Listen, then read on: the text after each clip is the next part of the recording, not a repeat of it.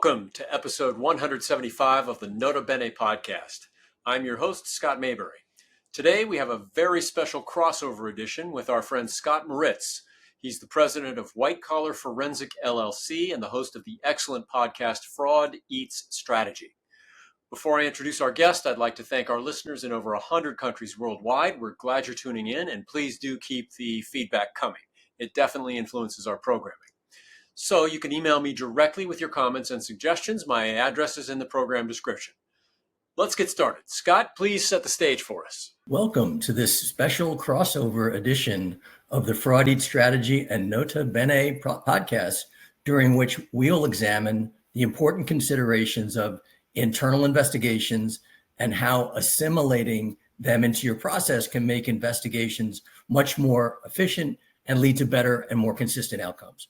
I'm Scott Moritz, president of White Collar Forensic, where together with our partners from Integrity Risk International, we assist clients and their outside counsel in managing their response to white-collar crime, money laundering, and bribery incidents, assist in the pursuit of financial recoveries, and help fix the things that were exposed as broken along the way. And I'm Scott Maberry. I'm an international trade lawyer at Sheppard Mullin in Washington, D.C. Thank you for listening. Well, thank you, Scott. And you and I have been talking about this for a while, and I think we're in violent agreement that investigations don't always go according to plan. And sometimes there's no plan at all. And even if there's a plan or there isn't a plan, they rarely follow a straight line. And when the unexpected happens, the investigative team really needs to make adjustments on the fly. And another factor that often comes into play is time pressure. There's pressure to start the investigation and demonstrate progress, make regular reports to leadership, and to bring them to an end just as quickly. And organizational leadership doesn't necessarily understand or accept the fact that there's no way to predict outcomes or the length of time an investigation may require. But following a defined methodology will help create efficiencies and create more consistent results. And to help organizations shape their investigative process, Scott and I have developed a list of 8 musts and 2 nice to haves when carrying out internal investigations. My co-host Scott hosts his own podcast, Nota Bene, a bi-monthly series for multinational businesses providing insights on international legal and policy developments. Nota Bene is Latin for note well, and noting well is something that every internal investigation should really strive for. Scott is an international trade lawyer in Sheppard Mullin's governmental practice. He's a member of the World Economic Forum Expert Network, where he advises the WEF community in the areas of global risk, international trade, artificial intelligence, and values. Scott's also a founding member of the Sheppard Mullin Organizational Integrity Group. He lives and works in Washington, D.C. Scott counsels and defends clients and in civil and military export controls, the Foreign Corrupt Practices Act, anti-terrorism, national security, economic sanctions, anti-boycott controls, anti-money laundering, the Foreign Agents Registration Act, trade remedies, countervailing duty matters, and foreign direct investment controls and customs law. He also represents sovereign and corporate clients in negotiations and dispute resolution under multilateral and bilateral international agreements. Scott represents clients before the U.S. Department of Treasury Office of Foreign Assets Control, the Department of Commerce Bureau of Industry and Security, the Department of Commerce Import Administration, Department of Homeland Security, Department of State Directorate of Defense Trade Controls, the U.S. Department of Justice, International Trade Commission, CFIUS, federal courts and grand jury proceedings, multilateral and bilateral dispute resolution panels. That was a mouthful. Welcome, Scott. I'm excited to be doing this first ever joint episode with you and Nota Bene. I'm grateful to be here with you. And my friend Scott Moritz is president of White Collar Forensic LLC. It's based in New York City with expertise in performing assignments through the United States and extensive cross-border experience. He performs complex investigations of white-collar crime, corruption, and money laundering from inception through to pursuing avenues of financial recovery, the performance of root cause analysis, and the remediation of internal controls and compliance frameworks. He has compliance and investigative domain experience in anti-bribery and corruption, ethics and compliance, anti-money laundering, and fraud risk management. Scott often oversees investigative teams and complementary work streams of e-discovery, computer forensics, forensic data analysis, technical accounting, expert testimony, surveillance, witness interviews, cyber incident response, executive protection, and crisis management practitioners. Prior to embarking on his 29-year private sector career, he served as an FBI special agent investigating white-collar crime, organized crime, and international money laundering. And he served in the Memphis and New York field offices of the FBI. Welcome, Scott. Thank you. So it's fair to say that the two of us are investigations nerds, having investigated thousands of matters between us. And given that combined experience, it seemed like a podcast episode in which we share musts and best practices. It seemed like the obvious choice. So let's just jump right in. By the way, we've been struggling with what to call one another since we're both Scott, and in fact, we're both Scott M, so both are not helpful. So we're just going to go with last names. Scott squared seems a little too cringy. So topping our lists of musts is the attorney-client privilege and the attorney work product doctrine. As a non-attorney, I still find it surprising when the suggestion of performing an internal investigation at the direction of counsel is frequently met with resistance. Can you explain why investigations should be directed by legal counsel so that the allegations, scope, and findings are all considered attorney work product? Sure, and that's the default typically, that it's not a hard and fast rule, and sometimes there are good reasons not to have the lawyers overseeing everything. But typically, what we want to do when we're digging into issues that might create a record of wrongdoing or potential wrongdoing, or any kind of record that we want to keep secret from third parties, the attorney-client privilege and the related work product doctrine are really important. They're not absolute protections, but if you can get that protection, you want to have that protection. So if the attorney is overseeing the work, if the attorney is conducting the work, the material that's produced in the work is protected under the attorney-client privilege.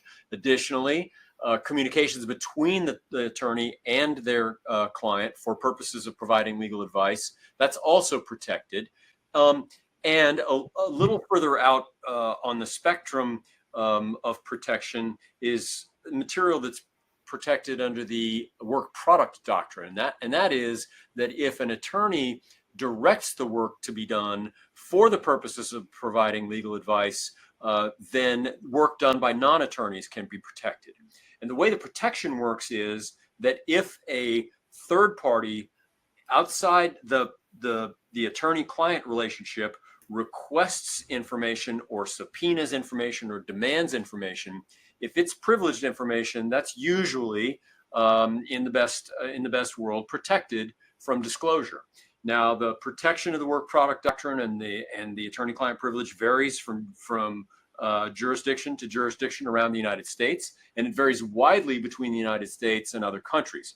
But suffice it to say, without getting into a lot of detail on that having the protection is better than not having the protection. And in order to have the protection, you've got to do some very specific things to maintain the attorney-client privilege. Our first of our two nice-to-haves on our list is to have an investigative plan or an investigative protocol.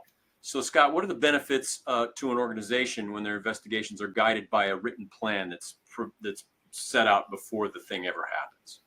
Well, thanks, Scott. Yeah, this is at the top of the episode, we talked about how time pressure is often a factor in internal investigations. Leadership wants to see things resolved quickly. There may be external forces such as law enforcement or regulators that have a rooting interest in a timely an investigation. And having an investigative plan, one of the benefits of having an investigative plan is there isn't time lost associated with confusion. Particularly if it's a company that maybe hasn't had a great deal of experience conducting internal investigations, there's a lot of kind of open questions, including who's going to be on point inside the organization. What skill sets do we have inside the organization that could be of utility, and where are we lacking in skill sets? Having an investigative plan allows you to kind of be introspective, looking realistically at the skill sets that you have and those that you need to maybe supplement with outside service providers. Another benefit of those, kind of introspective processes is you identify gaps in your capabilities, and you can proactively identify resources that you can pull on if you ever need them. And so that, kind of enables you to respond quickly. I think another really important thing is investigations tend to have themes. Some have to do with maybe financial reporting. Others might have to do with the strictures around protecting your most sensitive data. So some of what dictates who the internal stakeholders should be and who should preside over that internal investigation goes to those disciplines. So having a plan is, allows you to figure out, well, who should be calling the shots. And I think another really important factor where a plan can be really beneficial is, sometimes investigations result in litigation. Wrongful termination is a common example when someone is fired for cause as a result of an investigation. The ability to demonstrate that you executed on a consistent and repeatable investigative process will go a long way toward countering any arguments that you were acted unreasonably or you were being arbitrary. You can just point to that protocol that you followed and how you followed it. Yeah, that's a really great way to look at it. So it's my turn now. The planning process and prior experience with internal investigation often lead to the identification of different information sources that exist within the organization, which is so important. And as importantly, who can grant you access to that information and the various ways that those enablers can be reached during and after business hours.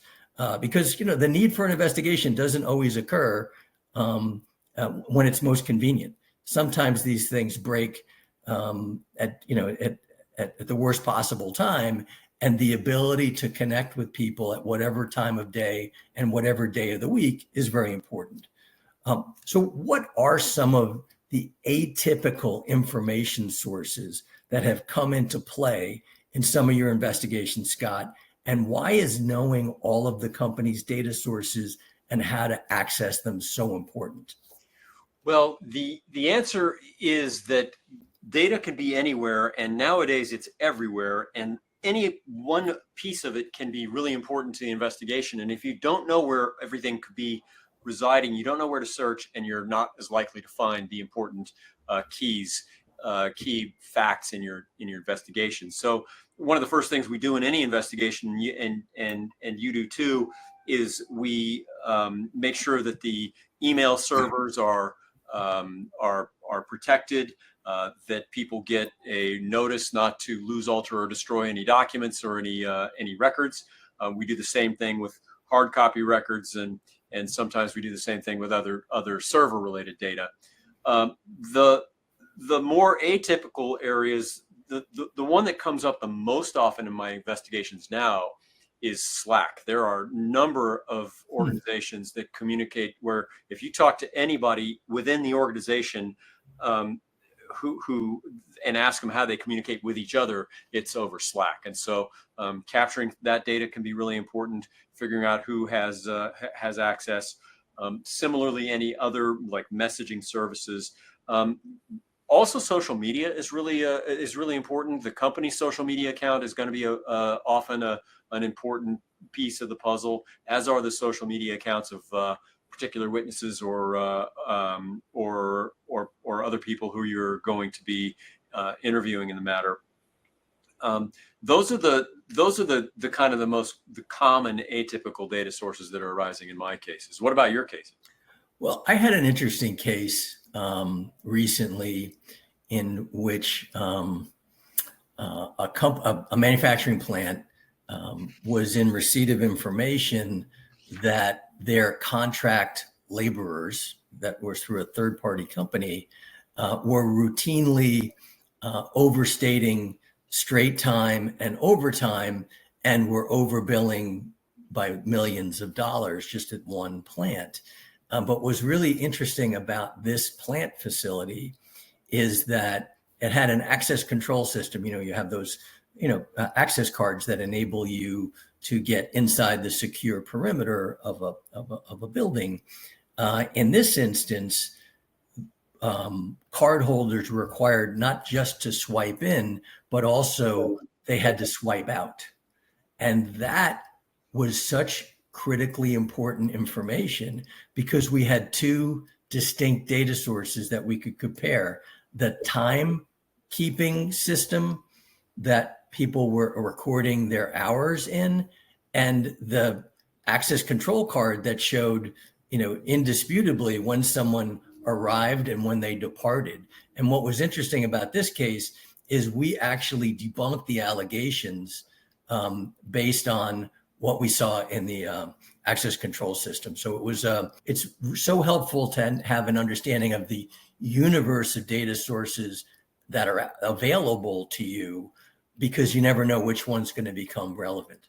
And your head of security might have access to that, but you need to know that. You need to know how to get a hold of head of security. It might be the head of security at the local plant, which might be a different person. So going to your point, that's a really important thing to know in advance, and it's a good thing to kind of start gathering as you're putting together your investigative protocol. Yeah, absolutely.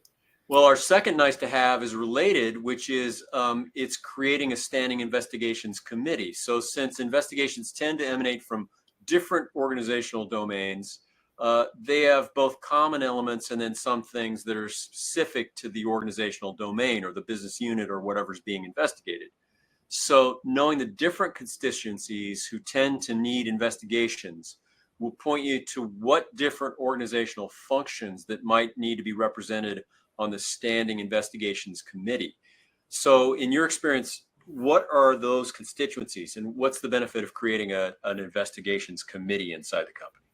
So I think it's really kind of goes back to a certain extent, the same rationale as to why it's useful to have a plan is the ability to do things consistently with the understanding that these different constituencies, there may be some variance that has to do with that business unit or the subject at hand. So a human resources investigation might have certain elements that differ from a network intrusion investigation or a financial crime investigation, but there's also commonality. And that standing committee, I think, is what is such a useful organ for a variety of reasons. One, of course, is to make sure that the other groups are kind of have the benefit and the insights that come from internal investigations that may be occurring outside of their primary sphere of influence, and also just to kind of ways of sharing maybe some of the pain points that they experienced with an eye toward making things better and perhaps even addressing shortcomings in the control environment that may have been identified by one group, so that other groups won't have the same experience and have to kind of keep repeating itself before they address, any kind of shortcoming that might have been exposed by one group. So separate But related to the topic of standing investigations committee is the concept of when to involve other skill sets and disciplines in your investigation. So what are some of the drivers that dictate when to introduce any additional disciplines and subject matter experts? And what are some important considerations when adding to the team, especially when an investigation is already underway, Scott?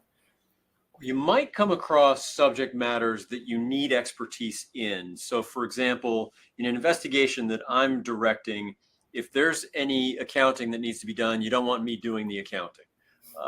Just for reasons of comparative advantage, there's someone who's better at accounting out there than I am at it relative to what they could do as an investigator and what I can do as an investigator. So there's a subject matter consideration for that. Another example might be if we need to understand the specific data themselves. So we tend to do a lot of export control investigations, and some of the determinations of whether an article or a piece of technical data requires an export license are highly, highly technical. And so sometimes we need to have an engineer help us interpret software or code or images. So you might need that kind of subject matter expertise. The main point is that as the investigation moves along, there may come a time when you need to bring somebody new into the investigation and have their expertise kind of help you on the investigation. And that brings in a question again of the attorney-client privilege, because sometimes it might be tempting to have somebody outside the lawyer team grabbing that person and asking them a bunch of questions and generating a lot of record. And if that isn't done specifically at the direction of counsel, you may be foregoing an opportunity to protect the information that might be generated through that. Really important point. Now, although investigations are best performed covertly, like often our fondest wish is to just get in, get it done, get out. This is especially true during the early part of the process. The existence of the investigation and the problem that gave rise to the investigation sometimes erupts in a very public way. It's important to consider a plan for when an investigation becomes public knowledge. So how important is it to designate who will speak to the press, et cetera, in determining what to say and what not to say? Well, I think it's critical. It's a question I ask every time I'm meeting with an organization that has a need for an internal investigation. Do you have a relationship with an outside crisis communications firm? Do you have people in-house that act as press spokespersons that are well suited to front the press in a crisis? Does your CEO or a member of the executive team have crisis communications training? Because absent sort of having thought that through in advance, it kind of defaults to the CEO or maybe the head of the local business unit. And that doesn't necessarily put you on the best footing if that person is not prepared or has not been in that situation before. And public statements that can be either premature or that perhaps commit the company to a certain timetable or level of transparency that isn't appropriate and may actually compromise the investigation, or things like privilege is not a small consideration. So, I think it just all goes back to sort of like, hey, if you thought about this before it happened, you're going to make much better decisions. And designating who speaks to the press is right at the very top of the list, especially when you've got maybe an existential crisis that your company's in the middle of. Those public comments, those first 24 to 72 hours can really set the tone positively or negatively. Absolutely. So, Scott, as you know, some investigations involve confidential or anonymous whistleblowers. which the many economic incentives exist for whistleblowers now. The frequency of cases that originate with whistleblowers seems likely to increase as a result of those economic incentives. So with all of that, what are some guidelines and advice on how to interact with whistleblowers, build trust, and protect them from being retaliated against? One of your first legal considerations is that it is absolutely unlawful to retaliate against a whistleblower for bringing to light some misdeed of the company or some of its personnel. So you've got to be really careful in dealing with anybody like that. It seems like clockwork too. I'm sure you've seen this in your investigations. It often happens that person's either up for a promotion or undergoing some disciplinary action or getting ready to be fired. And that's the time that the investigation comes up. So you have to really manage any of those processes really carefully.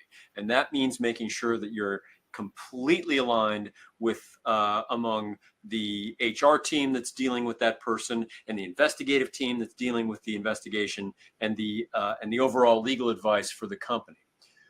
Another consideration for whistleblowers is that sometimes you don't know who it is, and you've got to assume that it's somebody in the company and that you don't know who it is. Sometimes, very importantly, you don't know whether there's only one.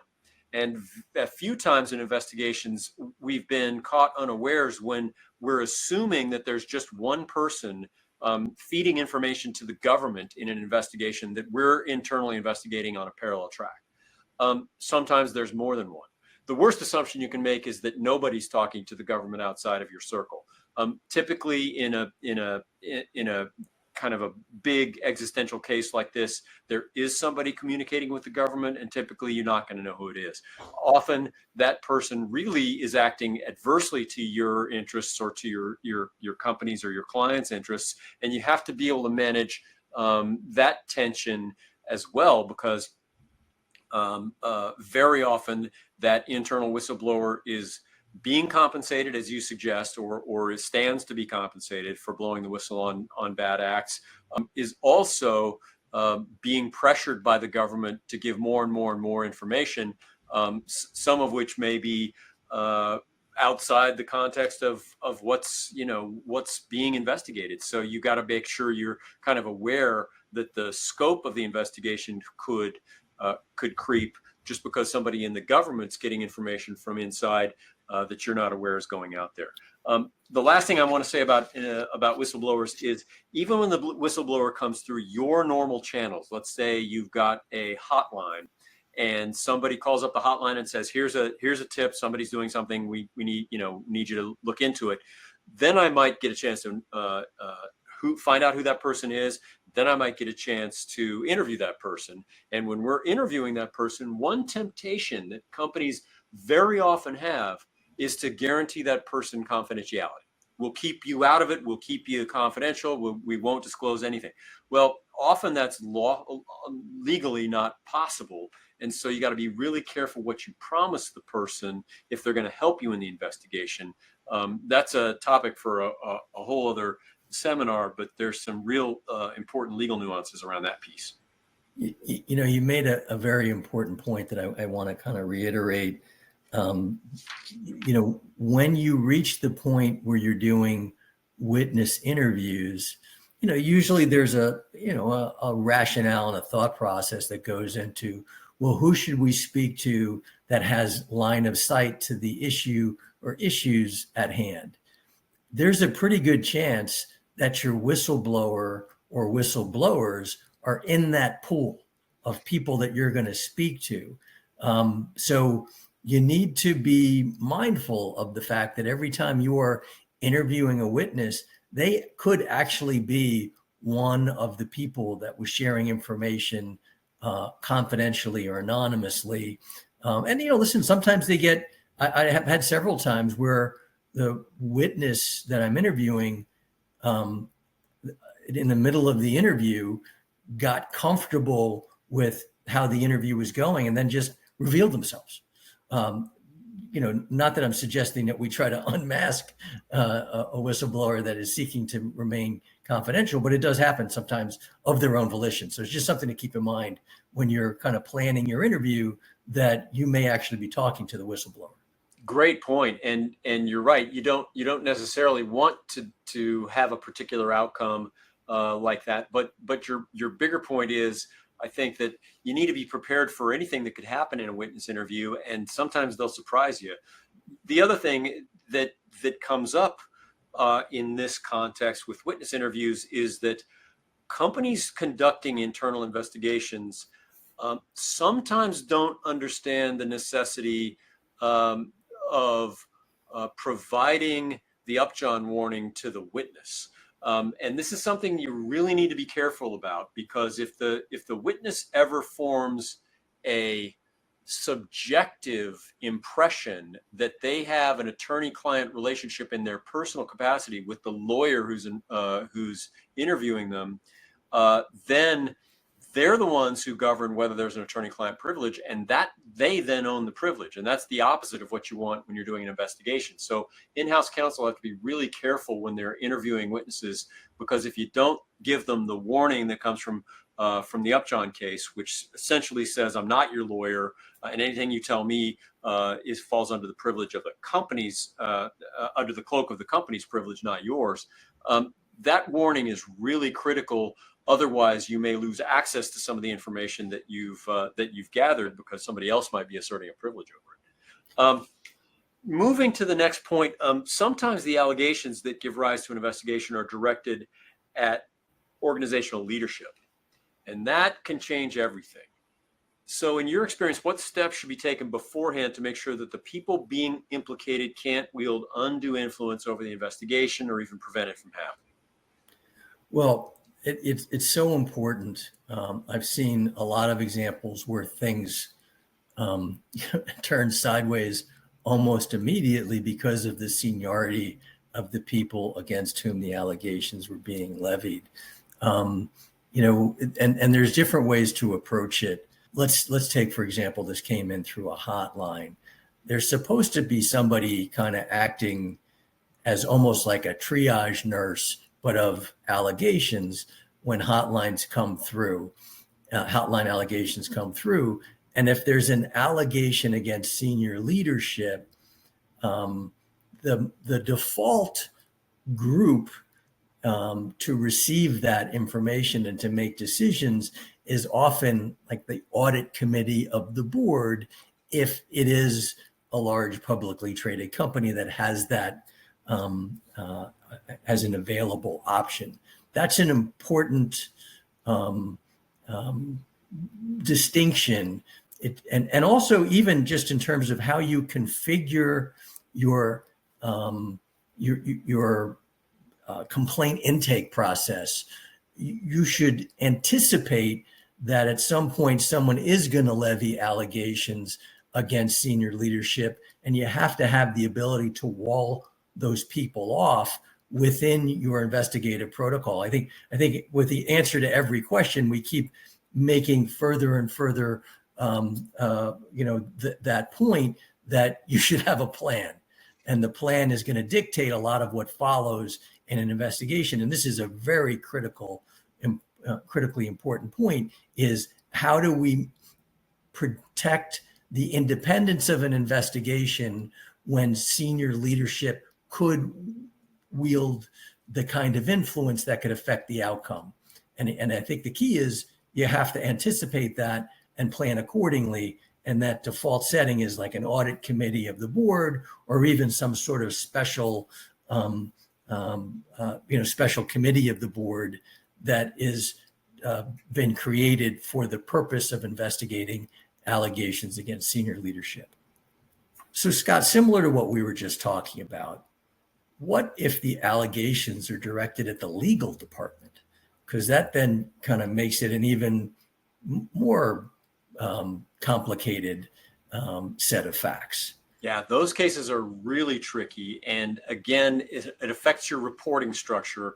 And like the allegation against senior leadership, it also affects your engagement structure. Sometimes if your normal contact, and it very often is for us outside lawyers, is the chief legal officer, if that person's department is being implicated in the alleged wrongdoing, you've got to find a way to not do what's normal in most cases, and not be reporting straight into the to the legal department. So again, there's usually a structure where you can report, you can structure the engagement so that you're being engaged by the board or by a committee of the board or by the chair of the board, and your reporting structure has to be kind of adjusted accordingly.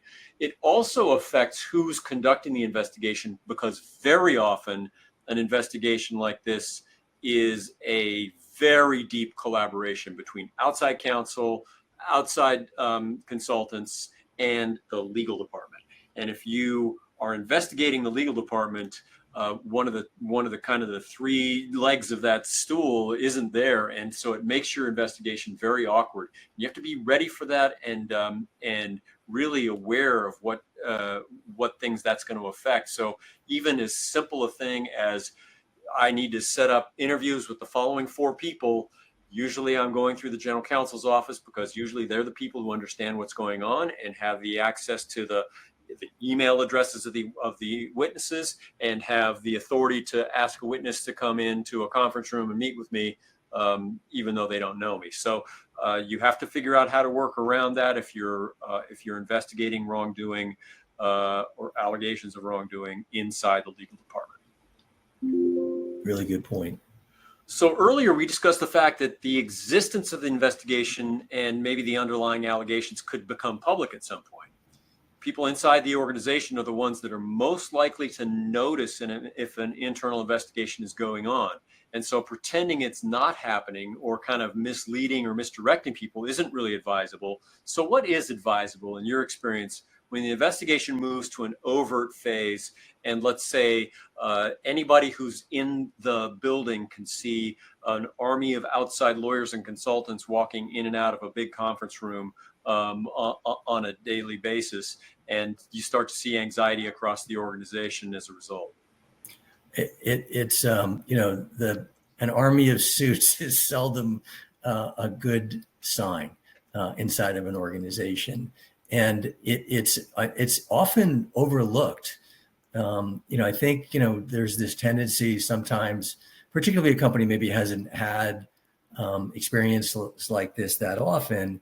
It's often sort of overlooked that the absence of communication and assurance is going to cause anxiety to go through the roof, because the first thing that everybody sort of thinks about is, how is this going to affect me?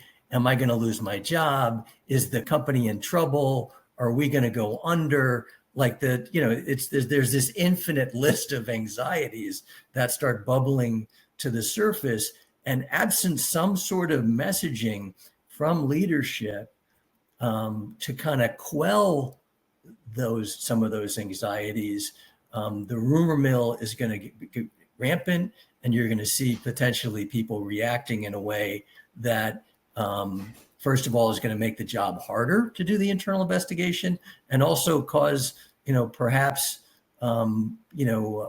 misinformation, because of, some of what's being discussed is stuff that they just heard, but it's not based in any kind of fact.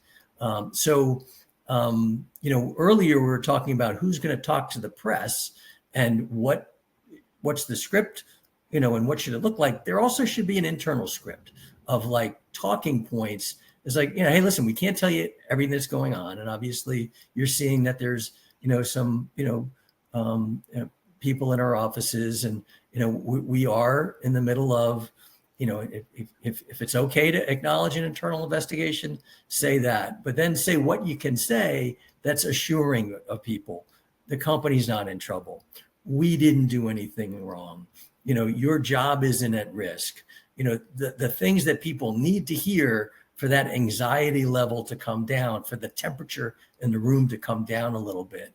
And then it's talk tracks aren't dissimilar to what you say publicly. Is like, hey, we will share what we can share as soon as it's permissible and appropriate to share it with you. But just rest assured, we are looking out for the company and looking out for the best interest, but we also have to do what's right. And I think that those types of things go a long way toward, it's not going to make the anxiety go away, but it's going to maybe temper it a little bit. Yeah, and that's really the point, is that you've got to be ready to do it. I don't know what the script is yet, because I haven't seen what the investigation is about yet, but you got to be ready to do it.